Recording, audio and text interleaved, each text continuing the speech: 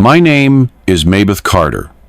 I was 19 years old the day they sold me like livestock in the center of Red Bluff, standing barefoot on a sun-cracked platform with dust in my mouth and iron on my wrists. The sheriff's voice droned like flies around a carcass, listing off my father's debts and the terms of my surrender as though I had any say in it. I remember the heat most of all, the way it wrapped around my ribs and made the world shimmer, like I was dreaming with my eyes open. Men stood in the crowd with coins in their hands and sweat on their necks, calling out numbers while laughing low between themselves, some of them looking me over like I was a horse they didn't intend to ride long. One man shouted something filthy, and the laughter rippled, ugly and sharp. I didn't flinch. I had promised myself that much. They could take what they wanted, but I wouldn't give them the satisfaction of seeing me break. My dress was torn at the hem, and the leather strap across my wrists had rubbed raw, but I held my head high, stared out past the crowd toward the hills, where the sky looked like it still remembered what peace felt like. The bidding slowed when they realized I had no dowry, no land, no sweetness in my face. Just the wrong kind of fire in my eyes. That's when he spoke.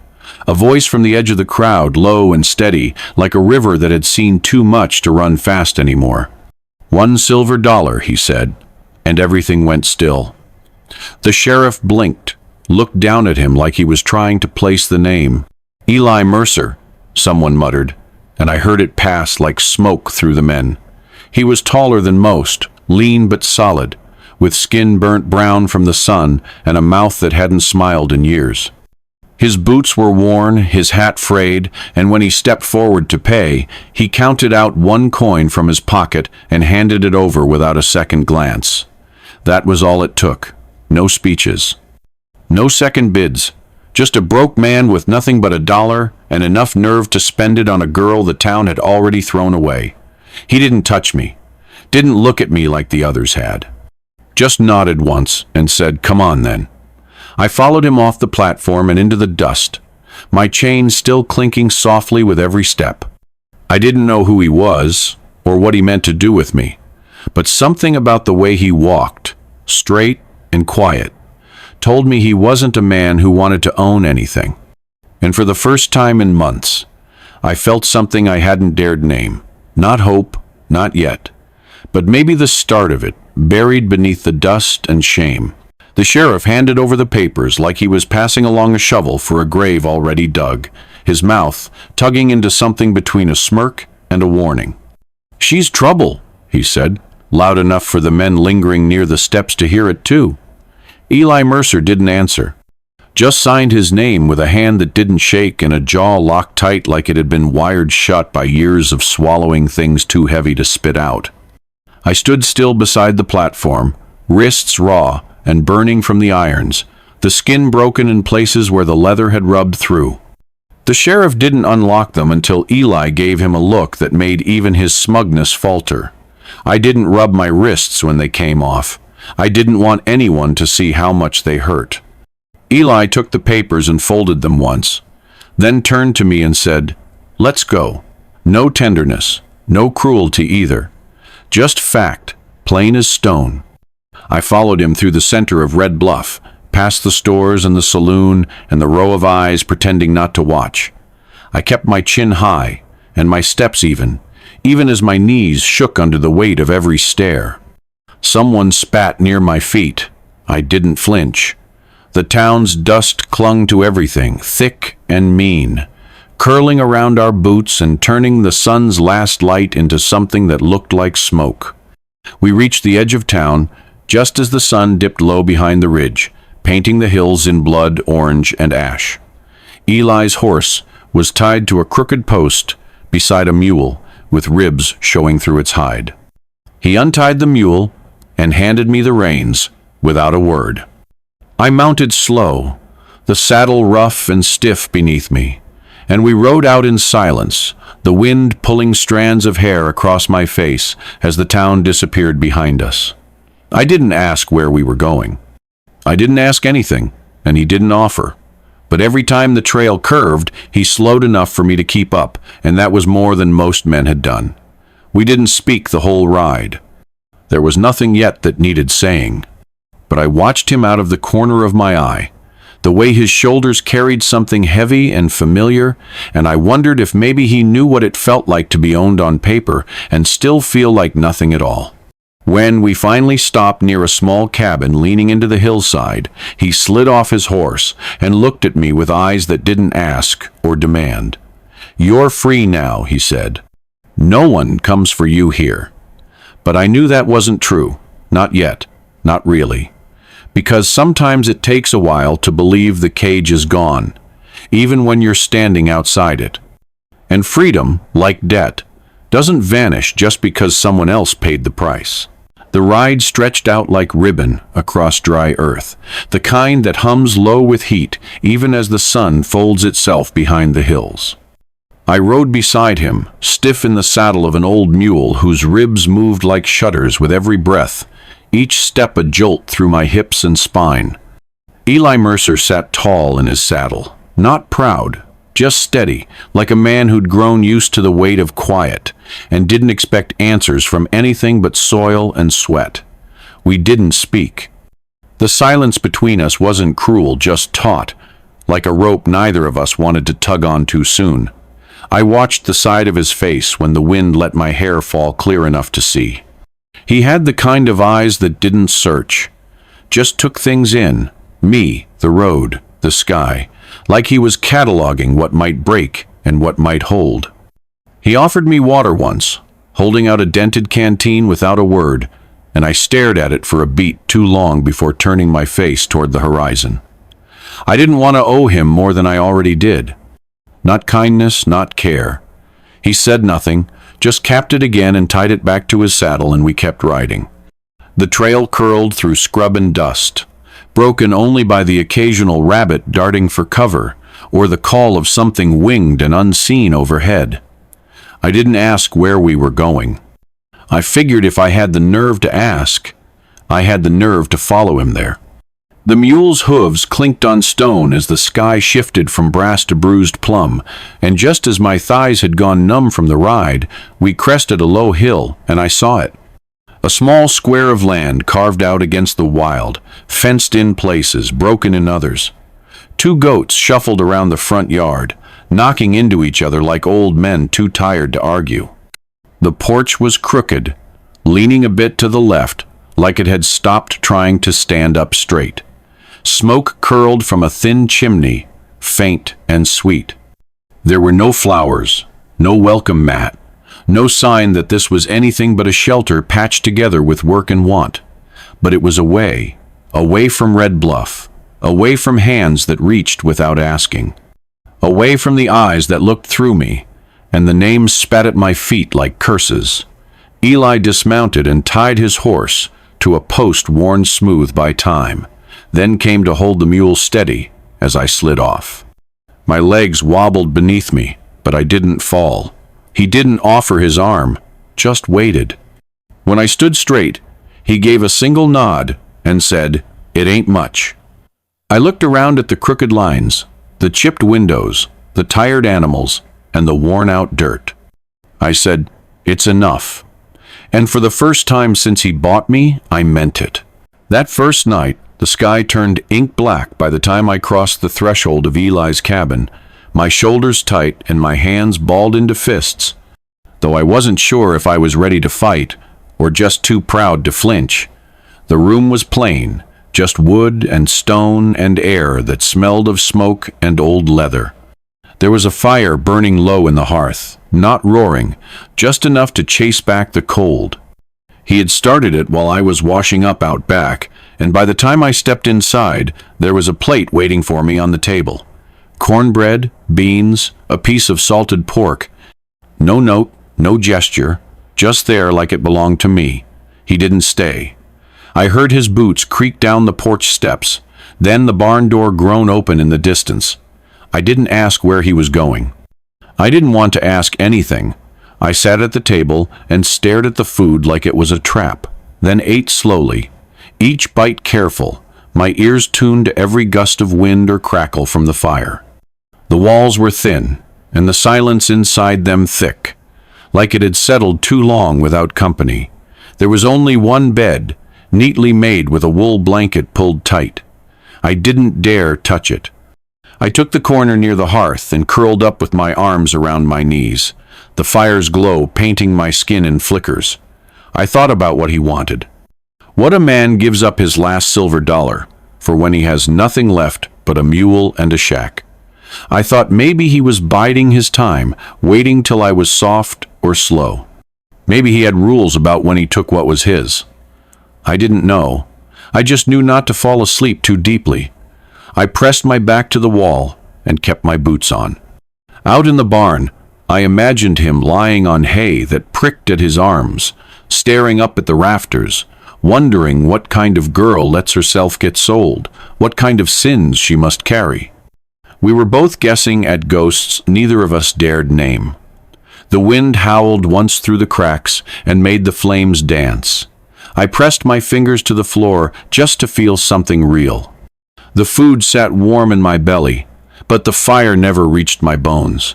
In that cabin with its one window and broken latch, I waited, not for him, not for morning, but for whatever came next when the world no longer wanted you, and you had nothing left to trade but your name and your silence.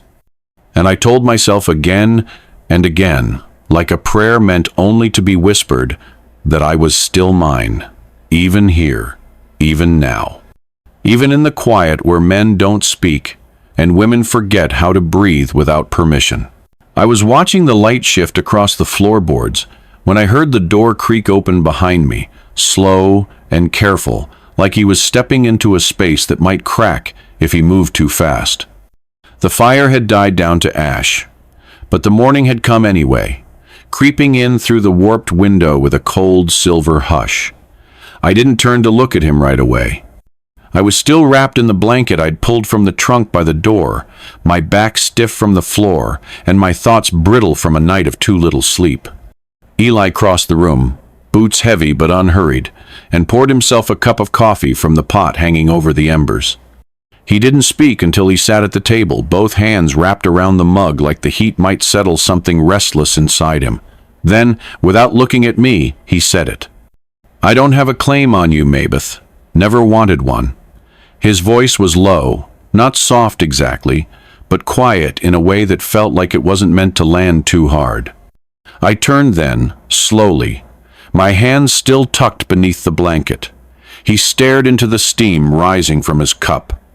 But men talk in town, and they'll talk more when they hear you're here. I got no fancy name, no land worth bragging on, but I can put it in writing if you want. Make it legal. You'd be safe. No one can take you if you're mine on paper. I blinked. I heard the words. I knew what they meant, but they felt like a language I'd never learned, spoken in a world I'd never been invited into. He didn't look at me when he said it, didn't press. Just sat there like a man who was offering a roof in a rainstorm and wasn't sure if he should build it higher or step aside. I rose slowly, the blanket falling around my waist, and walked to the table, each step careful like the floor might give way beneath me. He finally looked up then, and for the first time I saw it, something behind the steadiness, behind the dust and silence. Not pity, not desperation, just a kind of waiting. "And if I say no?" I asked, my voice thin from disuse. He nodded once. "Then I'll take you wherever you want to go, give you what I can for the road." There was no trick in it, no shadow in the corner of his mouth. Just choice, laid plain on the wood between us. I stood there, watching him hold still, and felt something shift inside me like a hinge that hadn't moved in years. I didn't answer him then, not with words. I just sat down across from him, picked up the second cup he'd already poured, and took a sip. The coffee was strong and bitter, but it stayed warm in my hands. And for once, I did not flinch. I said yes that afternoon, without trembling, without shame, without needing to explain the part of me that had been too worn down to dream of anything softer than survival. It wasn't love. Not yet. It wasn't even trust. Not the full kind. Not the kind you give freely and without weight. It was something smaller and stranger, but no less sacred.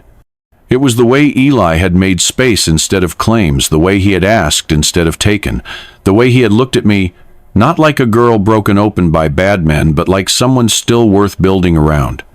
He didn't kiss me when I said it, just nodded once, slow, like it confirmed something he'd already decided he'd wait for, however long it took. The preacher from the next valley rode in on a mule that looked as tired as he did, dust streaking his coat, and eyes too watery to hold much judgment. He said his piece quiet and quick, didn't ask questions, didn't pry. There were no guests, no flowers, no lace, no music. Just me in the same dress I'd arrived in, stitched at the shoulder where it had torn during the ride, and Eli in a clean shirt that had clearly seen better years. We stood beneath the lone cottonwood tree, out by the edge of his land, where the ground cracked, but the roots held fast, and I looked up at its bare branches and thought maybe strength didn't always have to bloom to be real. The preacher had us sign the paper, and I watched Eli scrawl his name like it was no harder than writing down a thought he'd been holding too long. When it came time for him to say it, to call me wife, he paused for half a second, then took off his battered hat and pressed it to his chest like a promise. "This here's my wife," he said, simple and full. That was all. No speeches, no declarations. Just words said like stone being laid down where something could grow. The preacher tipped his head, muttered a blessing, and rode off without asking if we'd kissed. We didn't. Not then. I stood there as the sun slid low, painting the sky in bruises and gold, and I breathed in the dust and the cold and the weight of something I had never been given before. I was no longer a girl with no name and no claim. I was somebody's wife. Not owned, not sold, not saved either, but chosen. And in that stretch of dry land with nothing but dirt at my feet and sky above, I felt something settle in my bones. A quiet, aching kind of peace that asked for nothing but the chance to stay. And that was the first time I let myself believe I just might. The morning after the preacher left, Eli moved a second chair to the table. It was rickety, one leg shorter than the rest, and he had to wedge a folded scrap of cloth underneath to keep it steady. He didn't say anything as he did it, just placed it across from his and set down a tin plate beside mine like it had always been there. The act was quiet, but it made something in me flinch in a way I couldn't explain. I had spent years being given corners, corners of rooms, corners of beds, corners of conversations, but this was a place, not a corner. A chair that didn't wobble anymore, and a plate that hadn't belonged to someone else first. I didn't thank him. I wasn't sure I knew how. Instead, I swept the floor after breakfast, fed the goats without being asked, scrubbed the pots until my hands ached. I moved through the cabin careful and quiet, speaking only when spoken to, never raising my voice above the soft scrape of spoon against bowl. Eli didn't talk much either, but his silence was different now, less like a wall and more like a room. Neither of us knew how to furnish yet. We shared meals without glancing too long, passed bread and water like it was scripture. He'd leave early to work the field or repair the fence, and I'd stay behind washing linens, mending shirts, keeping my mind busy so it didn't wander where it shouldn't. But even in the quiet, I felt the shift. Not softer, no. I wasn't soft, and I didn't think he was either. But the edges weren't cutting like they had been. The space between us felt worn in, like boots that had stopped blistering your heels. Some days he'd bring in firewood without asking if we had enough. Some days I'd leave his coffee warm on the table before he came back from the barn. He started fixing things I hadn't noticed were broken. A loose hinge on the cupboard, a splintered rung on the porch step.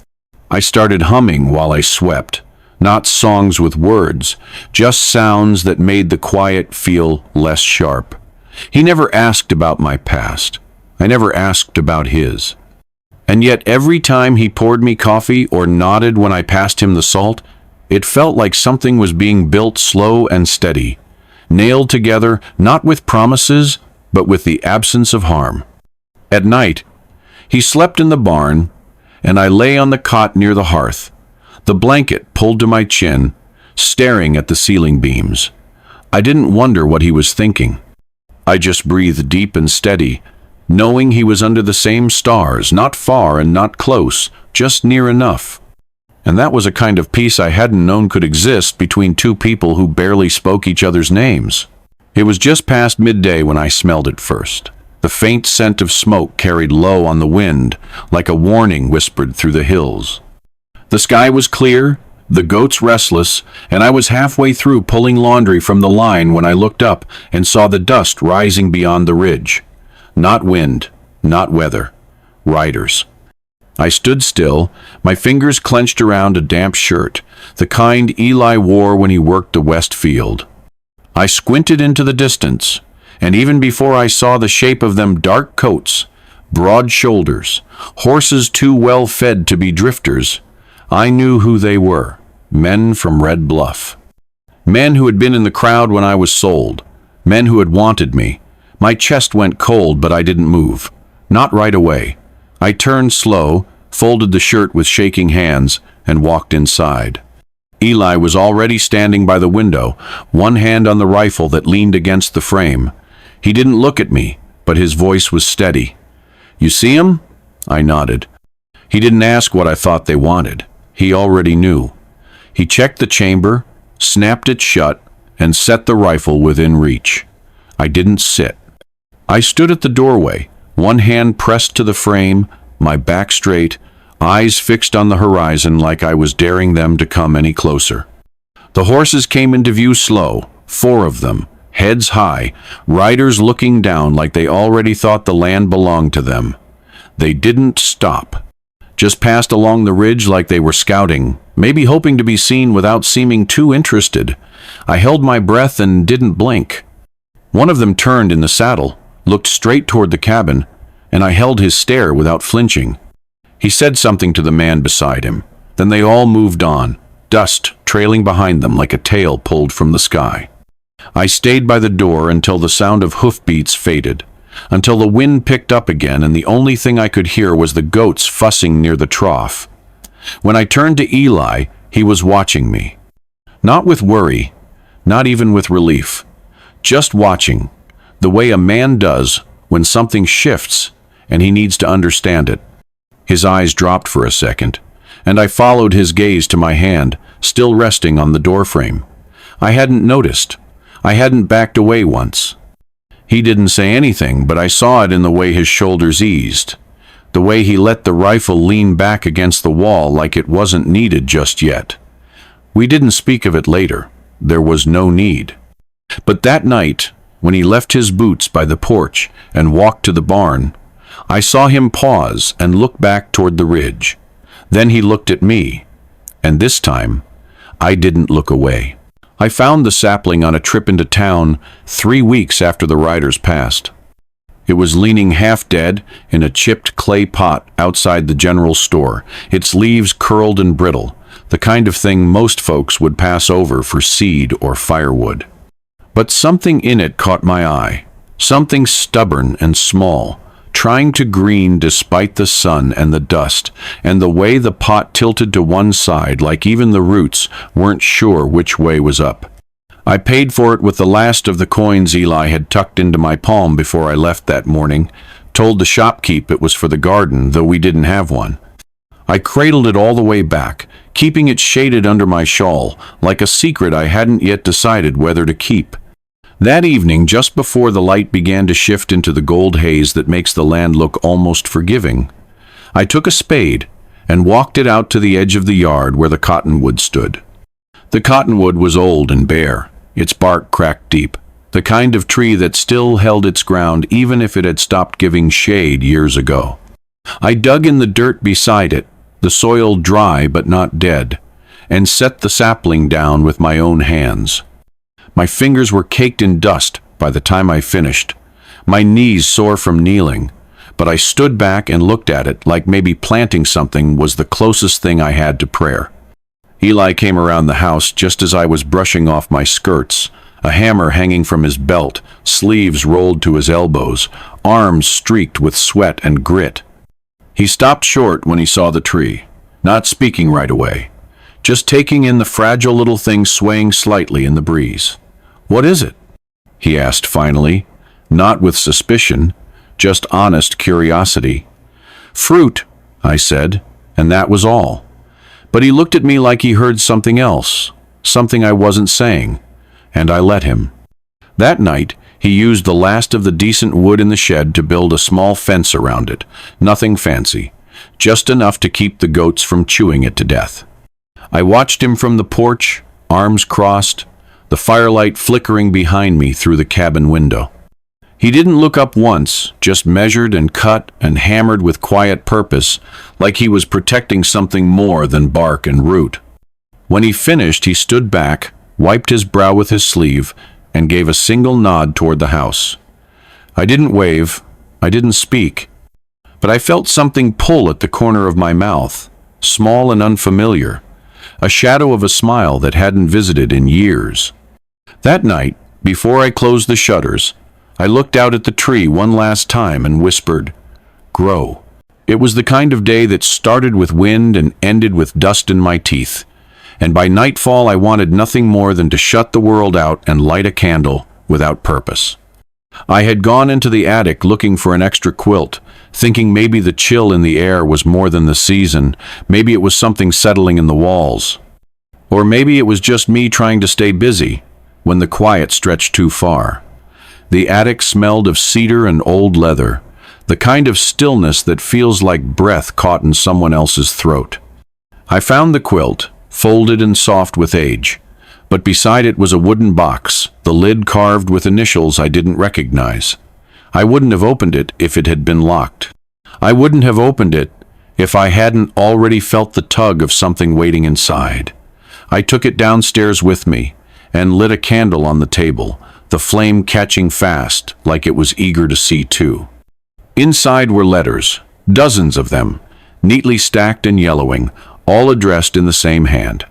The name scrawled across the top of each envelope was Nathan Mercer, and it didn't take long to piece together who he was. Eli's brother, gone to war by the looks of it, and never come back. None of the letters had stamps. None had been mailed. I read the first one out loud, just barely above a whisper.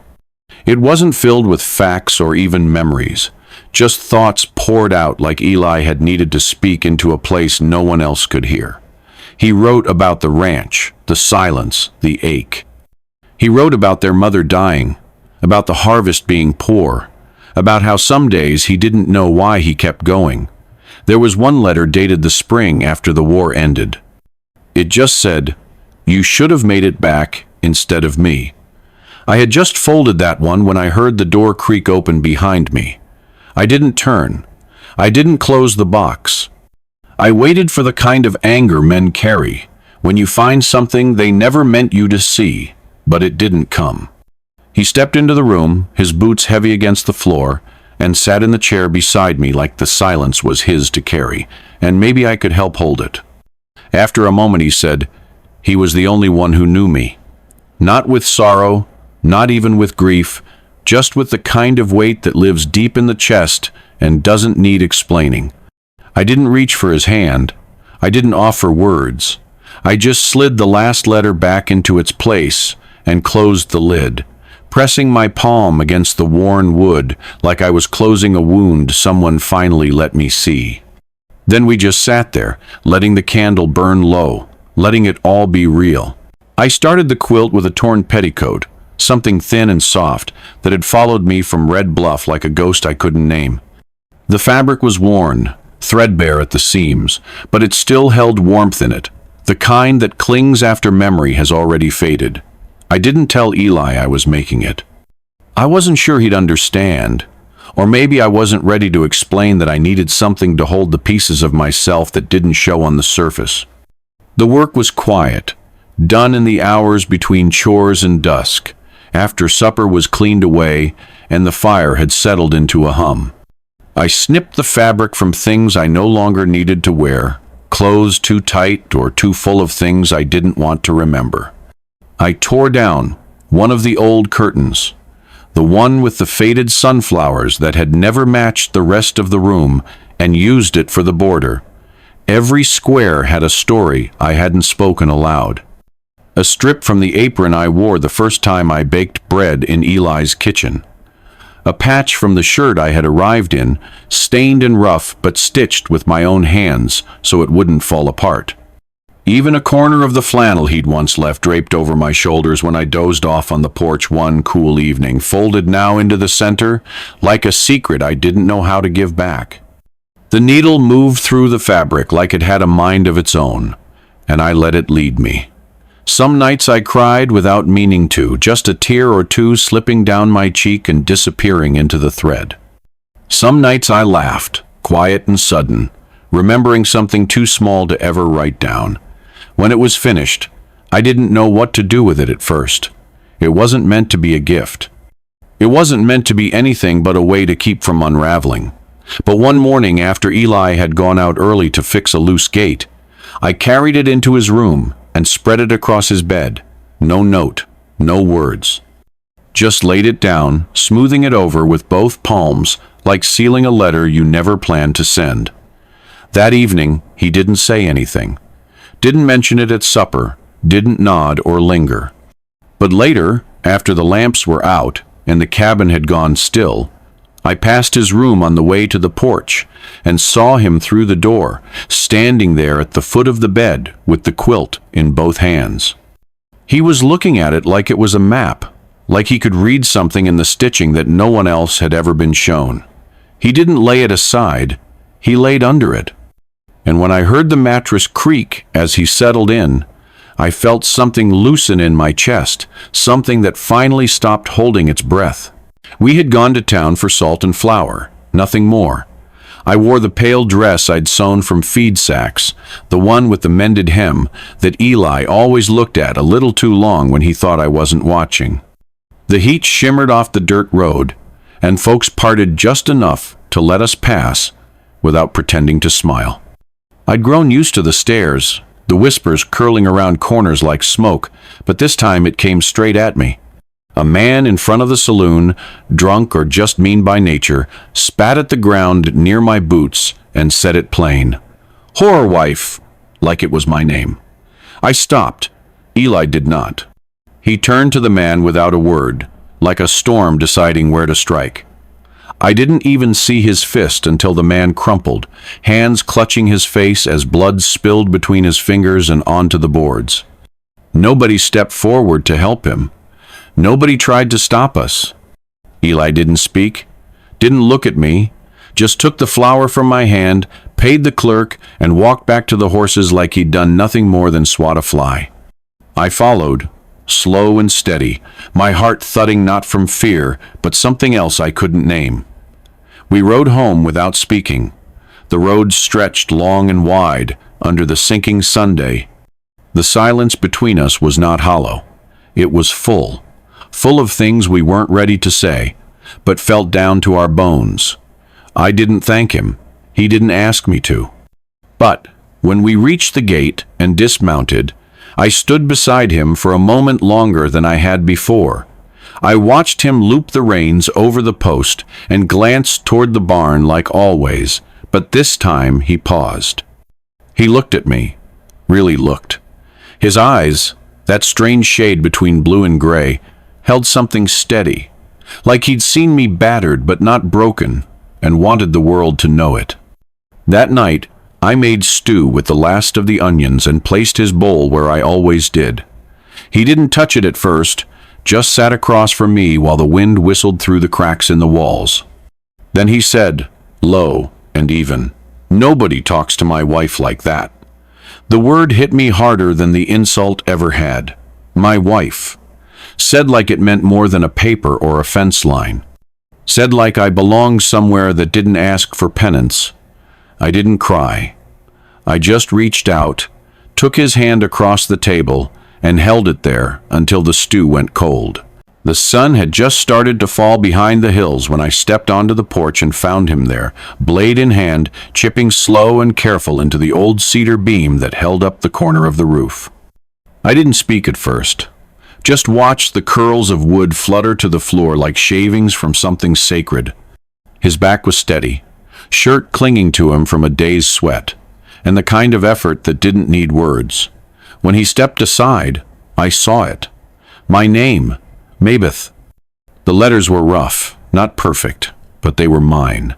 Carved just beneath another name I'd seen 100 times and never dared touch. Eleanor Mercer, his mother. She died years before I was ever sold into dust, before I'd ever stood in chains at the Red Bluff auction yard, before I'd ever heard Eli's voice offer his last silver coin to spare me. I didn't ask why he'd done it. I didn't have to. The wood said everything. Not for show, not for neighbors or papers or lawmen who never cared much about us anyhow. Just a name, marked into the same place that had cradled generations, in the same grain that had held Sunday prayers and winter storms, and the weight of a man who had nothing left to give until he gave me this. I reached out and touched it, not quick, not dramatic. Just let my fingers follow each curve, like I was reading it aloud without sound. My name, in his house, on his land. I'd never seen it look so still, so claimed. That night, I didn't say anything as we cleaned up supper. I just moved around him like I always did, quiet and watchful. But when the lamps were blown out and the coyotes had begun to cry in the hills, I lay down beside him and didn't turn away. I didn't press for comfort, didn't sob like in the old stories. I just slid my hand across the rough cotton of his shirt and settled it there, against the chest that had stood between me and shame more times than I could count. His breathing didn't change, but I felt the shift in him, the way a tree leans slightly toward the sun without needing to bloom just yet. That porch beam held more than names now. It held the weight of something earned slowly, like rain after a long drought. Belonging, not bought, not begged for, just quietly, carefully made real. The apricot tree bloomed slow and quiet, the way a secret unfurls when it finally feels safe enough to be seen. 2 springs had passed since I planted it, knees in the dirt, hands still trembling from all I hadn't yet let go of. Now it stood tall beside the old cottonwood, its branches tipped with pale pink blossoms that smelled faintly of honey and rain.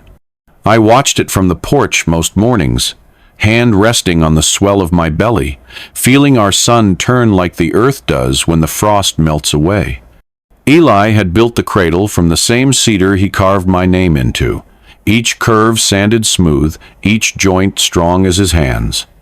He didn't talk much while he worked, just whistled now and then, or paused to glance my way with that look he never used to let anyone see. The day came like a storm breaking over still water, pain blooming hot and sharp and ancient inside me. I didn't scream. I'd learned early that the world doesn't give mercy to loud women. Instead, I gritted my teeth, dug my fingers into the linens, and let Clara from the next ranch do the shouting for both of us as she barked orders and wiped sweat from my face. Eli waited just outside, pacing holes into the ground, mumbling half prayers and cusses under his breath like they came from the same place. When the baby came, red and loud and perfect, I didn't cry. I just looked down at him, at the shock of dark hair and the tight fists curled like he already knew this life would ask him to fight for his place in it. I wrapped him in the quilt I'd sewn from scraps and silence, then nodded for Eli to come in. He looked afraid, like the world might fall apart in that moment if he breathed too hard. But he stepped forward anyway, held out those rough hands of his, and I placed our son there like he was made of something holy. For a long moment he didn't move, just stared down at the boy with eyes that had seen too much loss to take any gain lightly. "He belongs to both of us," I said, voice low but sure. It was the truest thing I'd ever spoken, not just because of blood or vows or the land we now worked side by side, but because we'd built something that couldn't be bought or taken or undone. The tree outside swayed in the breeze, petals falling like blessings onto the porch. And for the first time in my life, I didn't feel like I was surviving. I felt like I was home. The question always comes quiet, usually from someone younger, someone looking at our life like it was born from luck instead of choice. They ask him why he did it, why he spent his last silver dollar on a girl with nothing but torn shoes, calloused hands, and eyes that had forgotten how to soften. I never speak when they ask. Just let Eli answer, because his voice carries the weight of that day better than mine ever could. He always sits back, rubs his thumb along the edge of his cup, or leans against the porch rail, the same rail he once carved my name into beside his mother's, and says, "Because she looked like she'd forgotten how to be treated right, and I was tired of watching this world forget what women are worth." He doesn't say it loud, but he doesn't say it soft either. Just the way a man speaks when he's telling the truth, and has lived long enough not to flinch from it.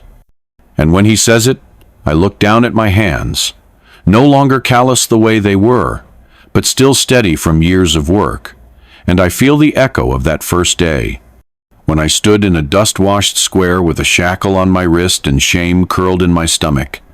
I remember how the men looked at me like I was already ruined, already spent, and how he looked different. Not kind, not yet, but quiet in a way that made room for breath.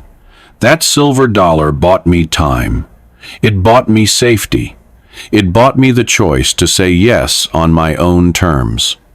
But more than that, it was the first time a man ever looked at me and didn't see something to fix or use or save for later. He saw a girl who'd been dragged through too many hard years and decided she was still worth betting everything on. That one coin, worn and dulled from years of hands before his, rests now in a box beside our wedding paper and the first booties our son outgrew.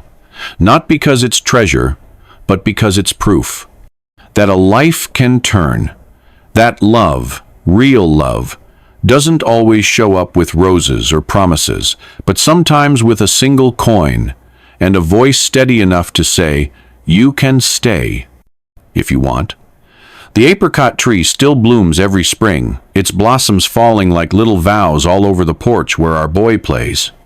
And sometimes I stand by the railing, hand on the carving, and think how one coin bought not just my freedom, but a whole life built slow and steady, like a quilt sewn from scars and hope.